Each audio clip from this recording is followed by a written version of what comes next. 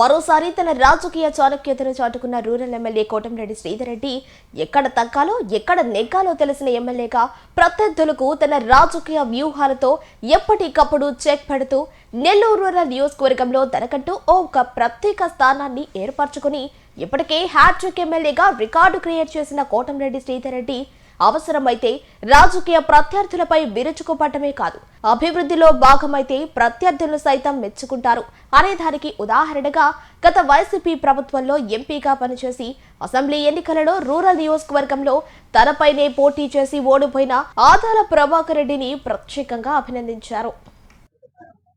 ఈ యొక్క డివిజన్ లో ఈరోజు ప్రారంభించుకుంది 7 లక్షల రూపాయలు ఆనాటి పార్లమెంట్ సభ్యులు ఆదాల ప్రభాకర్ రెడ్డి గారి ఎంపీ నిధులు. దాన్ని ఇప్పుడు పూర్తి చేసి ప్రజలకు అందుబాటులో తెచ్చాం.